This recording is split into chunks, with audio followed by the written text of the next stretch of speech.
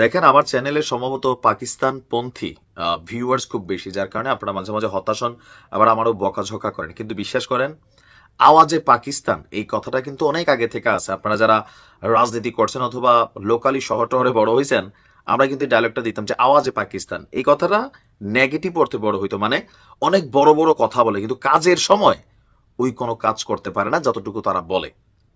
গেল কয়েকদিন যাবত আমরা পাকিস্তান সেনাবাহিনী বা বিভিন্ন যেই উইংস গুলো আছে বা রাজনীতিবিদদের কথাবার্তা শুনলাম, সিন্ধু নদীতে হয়তো রক্ত বইবে নয়তো পানি বইবে, কোনো কিছুই বলছে না।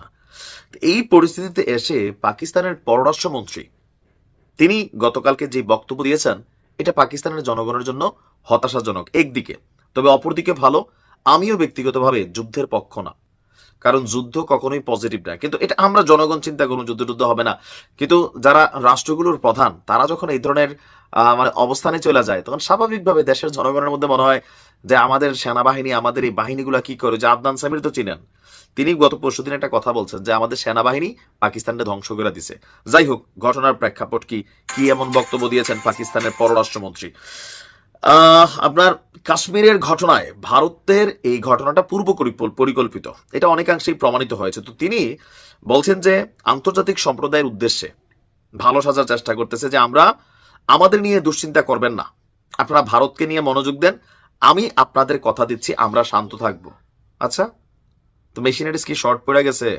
মানে কেন শান্ত থাকবেন আপনি? একবারে যুদ্ধের দরকার নাই, বাট আগে থেকে যদি বলেন শান্ত থাকবো, ভারত তো নানান ধরনের কৌশল অবলম্বন করতেছে। রাজ্য সরকারগুলোকে তারা নির্দেশনা দিচ্ছে মহড়া চালানোর জন্য, ব্ল্যাক আউট মহড়া চালাচ্ছে, ক্ষেপণাস্ত্র পরীক্ষা চালাচ্ছে। এখন আপনারা যে আমরা লাগতে যাবো না, এটা ইন্টারনালি গোল টেবিল বৈঠকে হইতে পারে নিজেদের মধ্যে, কিন্তু আপনি যখন আন্তর্জাতিকভাবে বলতেছেন আমরা যুদ্ধ চাই না, আমরা একবারাইয়া লাগবো না, আমরা শান্ত থাকবো, ভারতকে সামলান, তার মানে কি ভারত গুণটা? এটা কিন্তু প্রমাণিত করতেছেন যে আপনারা ভারতকে ভয় পান, অরিজিনালি কিন্তু পায়ও। গতকালকে ইসলামাবাদে পাকিস্তানি পররাষ্ট্র দপ্তরের অধীন আপনার ইনস্টিটিউট অফ রিজিওনাল স্টাডিজের একটা প্রোগ্রামে তিনি আপনার আন্তর্জাতিক গণমাধ্যমের সাংবাদিকদের প্রশ্নের জবাবে বলছিলেন পাকিস্তান বিশ্বাস করে পহেলগ্রামে আক্রমণ ভারতের অভ্যন্তরীণ চ্যালেঞ্জ থেকে মনোযোগ অন্যদিকে সরিয়ে ফেলার প্রচেষ্টার একটি অংশ, এটা স্বপরিকল্পিত হতে পারে। আমিও এই বিষয়টা বিশ্বাস করি। ইশাক বলছেন, আমরা বিশ্বাস করি যা ঘটেছে তা হলো ভারতের আভ্যন্তরীণ চ্যালেঞ্জ, রাষ্ট্রীয় পৃষ্ঠপোষকতায় তারা নানান ঘটনা ঘটাইছে জনগণের মনোযোগটা অন্যদিকে নেওয়ার জন্য।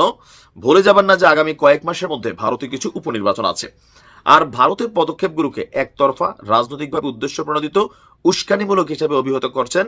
তার বক্তব্য, এই ষড়যন্ত্রের পরিণতি ভারতের সীমানা ছাড়িয়ে অনেক দূরে বিস্তৃত। তার বক্তব্য সোজা হিসাব যে পাকিস্তান যে কোনো জায়গায় ধৈর্য এবং সংযম প্রদর্শন করবে, তবে ভারত হামলা চালাইলে আমরা পাল্টা জবাব দেব। এই কথা গত কয়েকদিন যাবৎ বলে আসতেছে।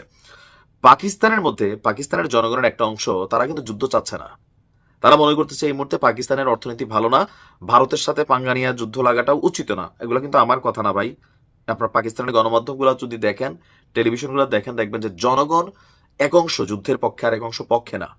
ইভেন পাকিস্তানের সেনাবাহিনী রাজনীতির মাঠে অতিরিক্ত ভূমিকা রাখে। পাকিস্তান কিন্তু আসলে এটা করে, পাকিস্তান মিয়ানমার, যে ওইখানে রাজনীতিটা সেনাবাহিনী কর্তৃক কন্ট্রোল হয়। তো পাকিস্তানের এই পররাষ্ট্রমন্ত্রীর বক্তব্যে বা গেল কয়েকদিন আগে বিভিন্ন বক্তব্যে মনে হচ্ছে কোথায় যাচ্ছে, ভয় পাচ্ছে। ভালো থাকুন।